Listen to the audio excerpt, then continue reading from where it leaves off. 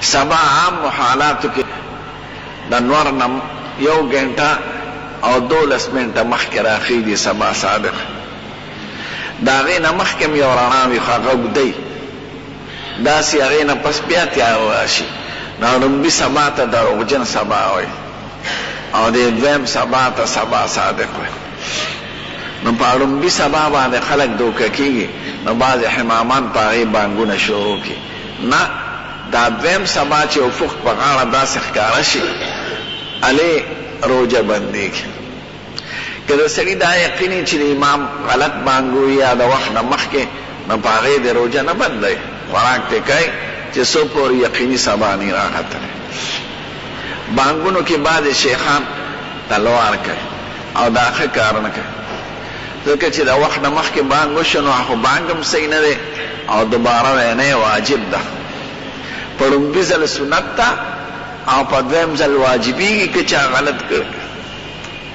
دویم نقصان دا چې په خلقو د خوراک کاک بند کړه نو دا خو ښه کار نه کوي.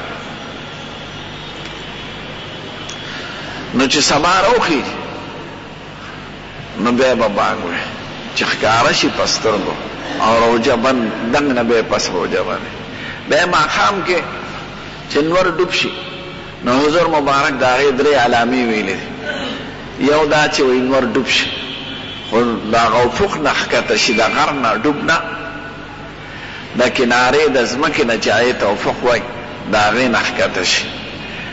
یوه دویمه دا چې دی خوا شپه وویني چې راوخته یو ګز نیم.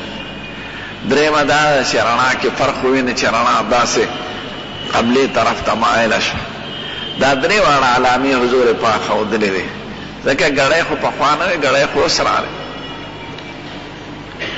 او د مونږ د دین بنا په ګړو نه ده، د سترګو په لیدو ده او په حسي اوقاتو ده.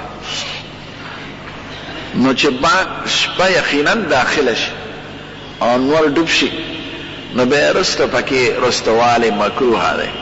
غوره دا چې سړی په روژه کې اول وخت کې کوي، پېشمنۍ په آخر وخت کې غوره دی او روژه ماتول په لومبي وخت کې غوره دی. د شپې د راختېدو نه پس بیا انتظار نشته.